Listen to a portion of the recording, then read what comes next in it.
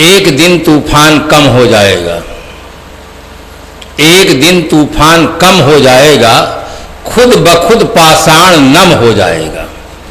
स्वर्ग चूमेगा धरा के बढ़ चरण, आदमी जब आदमी बन जाएगा।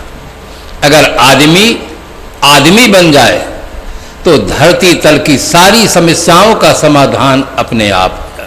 किसी भी मंत्र का जाप करने वाले हों, हवन करने वाले हों, रोजा नमाज हज प्रार्थना करने वाले हों, सबसे पहली जरूरत है कि आदमी अच्छा आदमी बने। इसकी जरूरत पहले।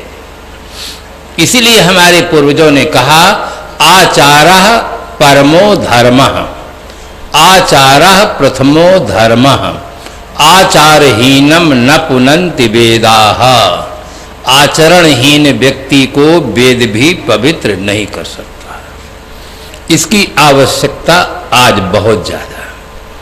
एक मुझे एक काल्पनिक कहानी याद आती है। एक बार ईश्वर ने मीटिंग ली। आदमी, जानवर, पशु, पक्षी सभी प्राणियों को आमंत्रित किया और कहा कि मैं तुम्हारा सृष्टा हूं, सबको सुखी देखना चाहता हूं। एक वरदान, एक एक वरदान जो चाहो मांग लो, वरदान मांगने में स्वतंत्र हो। एक वरदान। प्राणियों ने कहा भगवान ये आपकी बहुत बड़ी अहेतुक कृपा है कि आज आप दर्शन दिए हैं, हम सबको सुखी देखना चाहते हैं, यह आपकी बहुत बड़ी कृपा है। किंतु पहले कौन मांगे? आज का जमाना राजनीति में बहुमत का है। तो आदमी को बहुमत नहीं मिला क्योंकि पूरे विश्व में 7 अरब के अंतर्गत मनुष्यों की संख्या है। अगर कोई सरकार गणना कर सके तो केवल इलाहाबाद जिला में 7 अरब से ज्यादा मच्छर निकल जाएंगे। फिर विश्व में की आबादी में कहां उसको बहुमत मिल सकता है? आदमी को बहुमत नहीं मिला। जल में रहने वाले प्राणियों को बहुमत मिला। पूछा गया कि आप अपने सुखी जीवन जीने के लिए एक वरदान मांगो। जल के प्राणियों ने कहा भगवान हमें आप सुखी देखना चाहते हैं तो सिर्फ आदमी को आप अपने पास बुला ले तो हम सुखी हो सकते हैं। हम चाहे सागर में रहें, आदमी को आपने इतनी बुद्धि दे दी है कि सागर में भी जाल बिछा देता है, वहां से पकड़कर हमको ला करके भस्म बना रहा है। आजकल मछलियों को सुखाकर पाउडर बनाया जा रहा है। हमारा तो पूरा वंश समाप्त होता चला जा रहा है। सिर्फ आदमी को आप अपने पास बुला ले तो हम सुखी हो सकते हैं। भगवान को गहरा धक्का लगा कि सर्वोत्तम कृति तो मनुष्य है, इस धरती को सजाने वाला तो आदमी है। आज आदमी को कहा जा रहा कि अपने पास बुला ले। हाथी को कहा गया आप मांगिए। हाथी ने कहा भगवान आपने हमें इतनी शक्ति दी है कि अगर आदमी के ऊपर मैं पैर रख दूं तो आदमी तुरंत खत्म हो सकता है, किंतु बुद्धि आपने आदमी को दे दिया है। ये लोहे का एक साधन लेता है और हमको उठ कहता है तो उठना पड़ता है, बैठ कहो तो बैठना पड़ता है। हमारी तो पूरी दुर्गत हो रही है। अगर हमें आप सुखी देखना चाहते हैं तो सिर्फ आदमी को अपने पास बुला दे। घोड़ा से पूछा गया तुम अपने बड़े एक वरदान मांगो सुखी जीने। उसने कहा मेरे भी सामने यही समस्या है। मैं इतना तेज दौड़ता हूं कि आदमी मेरा पीछा नहीं कर सकता है, किंतु बुद्धि आपने इसको दे दिया है, ये लगाम लगाकर मेरे ऊपर कूद के बैठ जाता है, अब मुझको दौड़ाता रहता है। मैं परेशान हूं। अगर आदमी को आप अपने पास बुला ले तो मैं सुखी हो सकता हूं। शेर से पूछा तुम बताओ। शेर ने कहा मैं अगर दहाड़ दूं तो आदमी 9-2-11 हो जाए, भाग जाएगा, किंतु इसके पास इतनी बुद्धि है कि बिजली का कोड़ा लेकर हमारे ऊपर भी अनुशासन करता है। हम बिल्कुल लाचार हैं। अगर आदमी को अपने पास बुला ले तो हम सुखी हो सकते हैं। आकाश में उड़ने वाले पक्षियों का नंबर आया कि आप अपने सुखी जीवन जीने के लिए एक वरदान मांगो। उसने कहा हम आकाश में उड़ते हैं कि बुद्धि आपने आदमी को दिया, एक राइफल की गोली उठाता है और मार देता, हम नीचे आ जाते, हमारा पूरा वंश समाप्त होता चला जा रहा है। सब पकड़ करके मार करके खाया जा रहा। सिंगापुर में पक्षी मिलती ही नहीं, सब खा गया आदमी। भगवान को बहुत गहरा दुख लगा कि जिधर पूछो, जिससे पूछो, केवल एक कहता है कि आदमी को अगर अपने पास बुला ले तो हम सुखी हो सकते हैं। भगवान ने इतना गजब का उत्तर दिया। उसने कहा, मैं भी आदमी को अपने पास रखने में असमर्थ हूं। सब शास्त्र कहते हैं आप सर्वसमर्थ हैं। सब शास्त्र, हिंदू, मुसलमान, ईसाई, पारसी, सबके शास्त्र कहते हैं आप सब सर्वसमर्थ हैं, और आप श्रीमुख से कह रहे हैं कि मैं असमर्थ। इसका राज क्या है? भगवान ने कहा, ये आदमी मछलियों को साफ कर रहा है, आकाश में उड़ने वाले पक्षियों को साफ कर रहा है, कबूतरों को साफ कर रहा है, बकरा को साफ कर रहा है, गाय को साफ कर रहा है, सूअर को साफ कर रहा है। इसको साफ करने की आदत पड़ गई है। अगर मैं अपने पास रखा तो मुझको भी साफ कर सकता है, इसलिए मैं भी इसको अपने पास नहीं रख सकता। बंधुओं, ये जब तक आदमी के जीवन में खराबी रहेगी, विकृति रहेगी, तब तक ना आदमी स्वयं सुखी होगा, ना दूसरों को सुखी रहने देगा।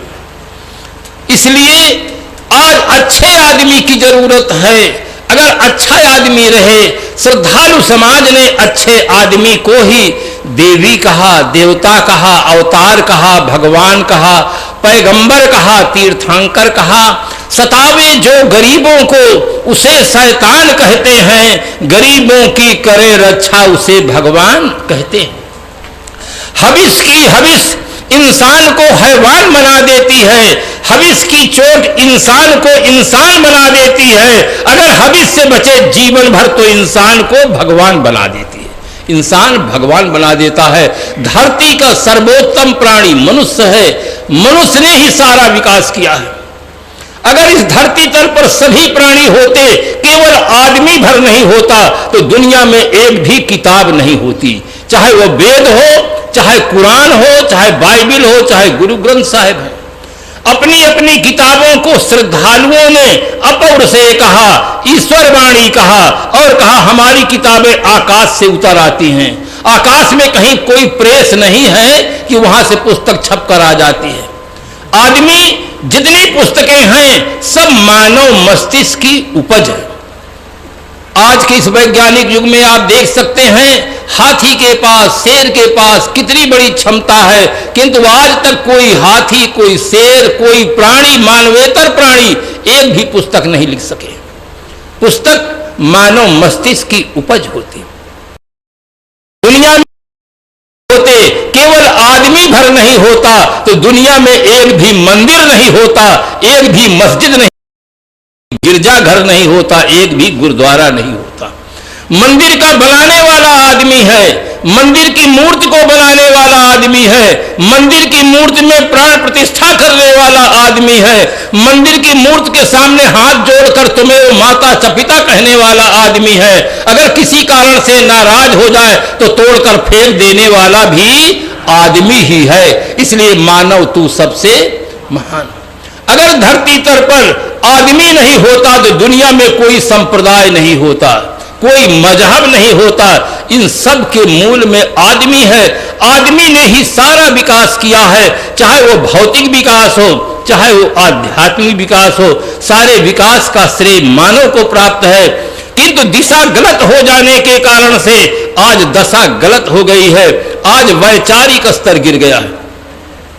वैचारिक स्तर गिर जाने से आदमी न खाने योग्य चीजों को खा रहा है, न पीने योग्य चीजों को पी रहा है, न करने योग्य कर्मों को कर रहा है। वो केवल उसका वैचारिक स्तर गिर गया है। इसीलिए संतों की बहुत बड़ी जरूरत है, शास्त्रों की बहुत बड़ी जरूरत है।